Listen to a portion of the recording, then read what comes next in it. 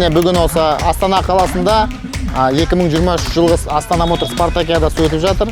Бұл жерге 4 қаладан 13 команда келген. Ол Көкшетау қаласы, Қарағанды қаласы, Костанай қаласы және де Астанадан, және де бұған Мега-Силкойдан де бір команда келіп қосылды. Және де біздің жаңа компаниямыз Toyota Көкшетау келіп осында бірінші рет осы Спартакиада қатысып жатыр. Команданың дайындықтары жақсы, бәрілерде осы жыл бойы дайындалғаны көрініп тұр. Әрқайсысы тренер алған, және де жігіт қыздардың бәрі осы жеңіске ұмтылысы өте жақсы. Әрине, Астана Моторс компаниясы осы біздің жұмыскерлеріміз спортқа жақын болсын, және де өз денсаулықтарына қарасын деген үміт. Екіншіден, әрине, командалардың бір-бірімен ойнап сөйлескені, жаңағы осында қарым-қатынастар ол компанияның командалық жұмысын жоғары көтереді. Үшіншіден, әрине, жаңағы бір-бірімен конкуренция болса да, ол да біз үшін жақсы.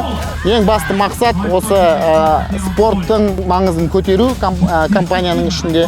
И осы Спартакиада жыл сайын өтеді деп сенеміз.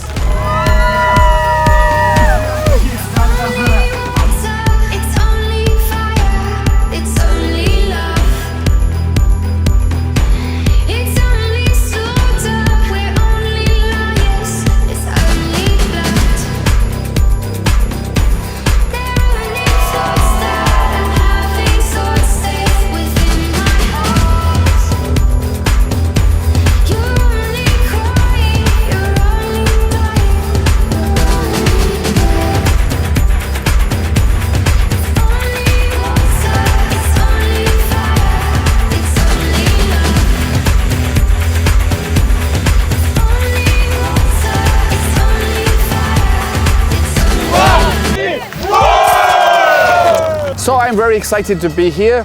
We have, of course, the 2023 Spартакиада. Weather is with us. You can hear the enthusiasm of the crowds. And today is all about bringing everybody together to celebrate achievements of Astana Motors, Mega and Mycar. It's reminding us about the importance of teamwork. And of course, we see our competitive spirits.